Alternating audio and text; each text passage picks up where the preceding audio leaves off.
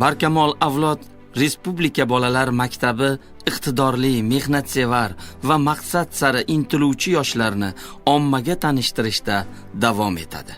Bugun sizni nafaqat o'zining iste'dodi bilan ajralib turuvchi, balki turli tanlovlarda g'oliblikni qo'lga kiritgan, hunari orqali iqtisodiy mustaqillikka erishgan va bo'sh vaqtini mazmunli o'tkazayotgan yoshlarimizdan biri bilan tanishtiramiz. Qahramonimiz Muhammadiyeva Shodiyona. U 13 yoshda bo'lib, Respublika Barkamol avlod bolalar maktabining Yunusobod filiali To'qish to'garagi a'zosi. Keling, Shodiyona bilan yaqindan tanishamiz. Assalomu alaykum. Men Muhammadiyeva Shodiyona, 13 yoshdaman. Respublika Barkamol avlod bolalar maktabiga To'qish to'garagiga 2 yildan buyon qatnashib kelaman.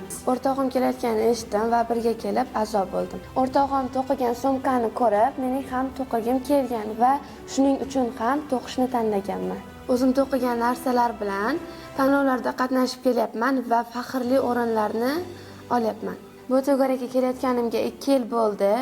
To'qigan narsalarimni sotayotganimga esa 1 yil bo'ldi. Daromadga chiqayotganim 1 millionga yaqin. Har kuni 1 soat vaqtimni to'qishga ajrataman.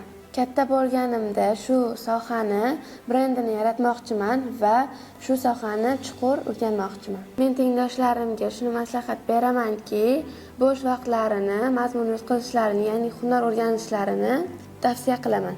Siz ham bizga qo'shiling, Barkamol avlod bolalar maktabining to'garaklariga a'zo bo'ling.